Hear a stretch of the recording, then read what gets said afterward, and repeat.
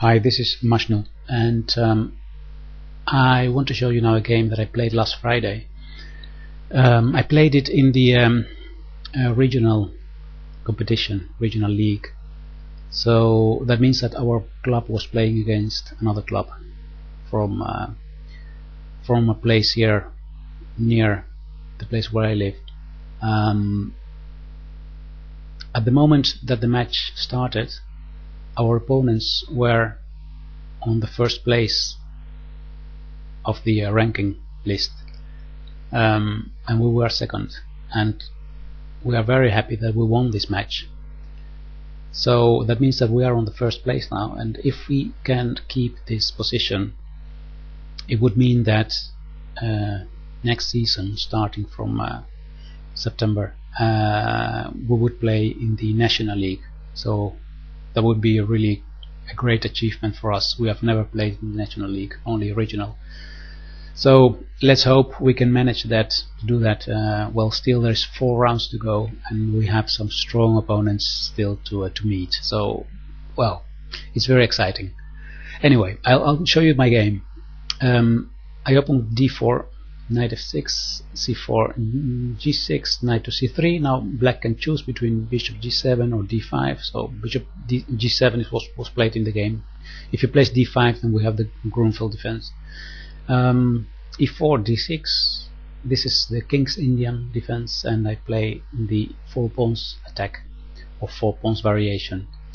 It's not very common to play this, but I like it very much because we get different types of positions than what black players who play the King's Indian are used to meet. Here he played knight to a6, and that's a very unusual move. Normally people castle kingside here, and then it continues with knight f3, bishop g4, bishop e2, c5, d5, e6. We get a kind of Benoni like position. But with knight to a6, I started thinking, wait a minute, let's have a look at this move. What can be the idea behind this? Well, I thought perhaps the idea is to play maybe c6, knight c7, and then b5, things like that. Or perhaps he's planning to play c5 immediately, so if I take, then he can retake with the knight. Or does he perhaps want to go to b4 or c5 himself later in some variation? So it's always good when you see a move that you don't recognize immediately to think, okay, what can be the idea behind this, so you can prepare. Well, after these thoughts, I played knight to f3, bishop to g4, pinning the knight, bishop e2, preparing castle on kingside and unpinning my knight. Now he took on f3, and this is a preparation to play e5, because he removes my knight that is looking at the e5 square. So after bishop takes f3, he plays e5. Now here I took with the f pawn, he retook with the d pawn. It's not good here to take, of course, because if I take, now let me show you, if I take here, it looks as if I win a pawn, but in fact after taking the queen, and then, well, let's say we retake with bishop to be able to castle kingside still, then he plays knight to d7, and he regains this e5 pawn because it's attacked twice, and then the result is that I stay with an isolated e pawn, and so this is okay for black. There's no problem. So instead of taking on e5, I advanced this pawn, and now the idea behind knight to a6 became clear. He went with the knight to c5. But I was a bit surprised about this, because I thought that my e4 pawn was very well defended now, so I can play b4, b2, b4. And after that I thought I have to play b4, because if I don't, then he will play a7, a5, taking control over the b4 square, and then this knight on c5 will stay there, and it's a very good place for the knight. So I played b2, b4, and I was shocked when I saw the next move. He played knight takes e4, and I thought, if I take now with my knight, he retakes with his knight. If I take with my bishop, I have won a piece, but no, he has queen to h4 check. and then takes my bishop on e4. So suddenly I started thinking, this is going wrong. I'm already in move 11. I'm losing a pawn in such an important match. This is I have to concentrate now for the rest of the game as good as possible.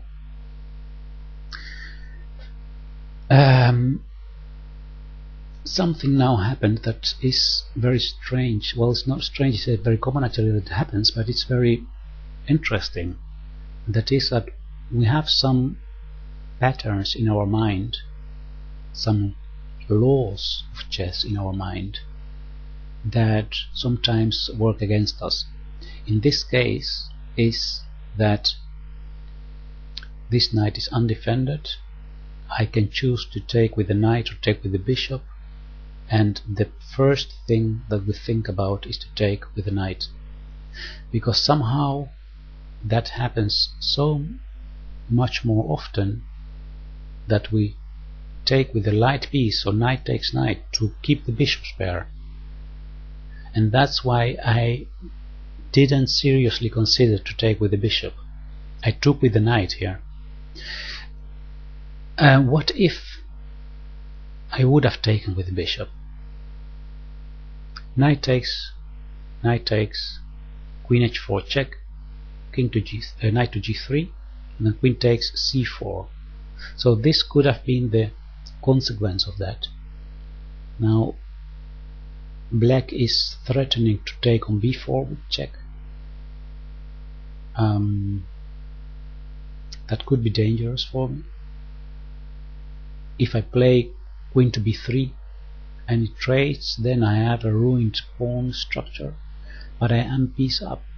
So what is more valuable here, the piece or the danger of the pawn structure damaged and black's pawns advancing to f5 controlling the center? So I'm not sure. According to the engine, the engine says that here there is a slight advantage for white, but in practice it can be very difficult to play.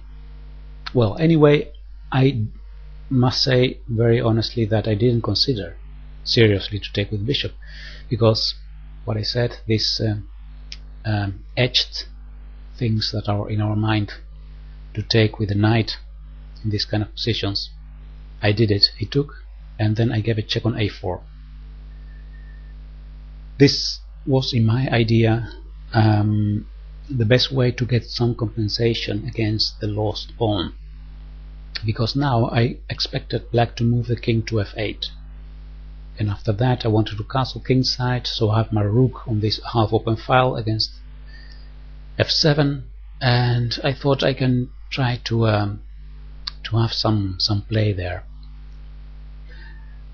To my surprise, my opponent thought here for about 45 minutes about his next move, and after 45 minutes he played c6, and here I thought, what, c6? This cannot be good. I can take on c6 and then threaten to take on b7 with check. So I thought he must have found something. So before I take on c6, I thought, okay, I don't want to be as naive as I was before in the game, to play too fast like when I played before without seeing this threat. So I sat down and I started calculating all kinds of variations, because if I can really take on c6 now without any dramatic consequences, then I must do it. So I started calculating d takes c6, and I thought, okay, now here he has two options. One is to play the queen to d4, attacking my rook on a1, or play queen to h4 check. Those were the two most important moves here, the two candidate moves. I thought, okay, so I must calculate both variations. I started with queen to d4. I thought, okay, if he plays queen to d4, attacking my rook, well, I can take on b7 anyway with check. Now, if it moves the king to f8, I will promote on a8 with check, so he must play king to e7. And now I thought, okay, I can either move my rook away, or but no, if I move a rook away, he will give a check on f2. So, or a check on c3 perhaps. So I thought, no, perhaps I must really simply give this rook on a1 and take his rook on a8 later. But must I be worried about this check on f2? I started calculating all kind of variations, and I decided that queen to c2 would be the best move here to prevent him this check on f2. If he takes, then my rook on a1, I can take on a8. He takes my queen from a8, and then I can take on e4. And here I thought, okay, I'm fine here, because after this I can castle kingside, threatening to move my bishop away from c1, attacking his queen. This c pawn will be very dangerous later, and I'm a piece up, so this is okay. So let's go back. Another thing that I calculated was here, in this position, he could play rook to a8 as well, instead of taking immediately on a1. And then I thought I can take with queen on e4. If he takes my rook on a1, I castle. And here I threaten bishop to g5 check, winning the queen, so we will have to play something like queen to c3. And then my idea was to play bishop to e3, attacking this pawn on a7, and this pawn is very dangerous, of course. So I'm the exchange down, but these pawns are so strong that I think this must be a win for white. Now let's go back to the position in the game, because here this is where we left, and I was thinking about taking on c6. This was the possible consequence of queen to d4. Another option would be queen to h4 check. So I started calculating this, and g3, it takes on g3. Well, I can always take first on b7 with check, king to e7, and now I can take the knight on g3. The queen takes on g3 check, king to e2. And in this position I thought, wait, this is not really, it doesn't feel very good, because of this king that I have so in the open field. I didn't trust it. Well, the engine of Fritz says to me that there's nothing to worry about, because white will win this, but it's I wasn't sure about this because of this vulnerability of the king on e2. So I didn't dare to play this. Because of these variations, I decided to castle kingside instead of taking on c6. And the good thing about this castling kingside is that, well, now my king is safe, and black has to think about something new, because this whole idea of the check on h4 or the queen to d4 doesn't continue. So the black player needed now to start making a new plan. He played b5 here, and after this I thought, okay, my queen is attacked. What are the options? I can take on b5 with my pawn. I can move my queen away to c2, attacking his knight twice, then his knight must go away.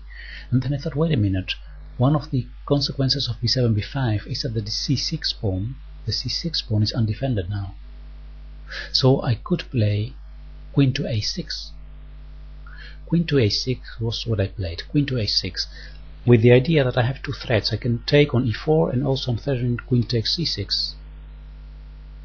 Well, before I played queen to a6, I had, of course, again to calculate what is the consequence, for example, of queen to b6 check. Trading queens and then playing f5 here. How dangerous is this for me, I thought, because I have a piece more, but these pawns could be dangerous. If I remove my bishop, say to c2, then it could advance here, attacking my rook. If I go to b1, then he can take on c4. 2 pawns look dangerous. I'm not sure about this. So again, this position after f5, I thought, do I have any other options? And yes, I could take on c6 here. Simply give this knight back there, and in that case it's very good for me, because then I can simply take now c takes b5, and I have this dangerous pawn here. My bishop is stopping these 2 pawns from advancing. His king is in the center, kind of castle kingside, so this is okay for me. Another possibility, I'll go back to the position in the game after queen to a6. Another possibility would be that he simply moves the knight away. Well, in that case I can take on c6 with check. If he goes to f5, I can take on b5, and once more this is a good position for me. So it looked like after queen to a6, queen to b6 or knight to f6 was not dangerous, and in fact the best move here for black would have been to castle kingside, but my opponent didn't do that. He blundered here. He played c takes d5, and this is losing immediately because of queen takes b5, king to e7, take on a4, he must retake, and now queen to b7 is winning, because if he plays here queen to d7, then I play rook takes f7 check, king takes f7, queen takes queen, and I'm winning. So here, well, instead of resigning, my opponent allowed me to give the checkmate. He played king to f8, and then I took with that queen on f7 checkmate.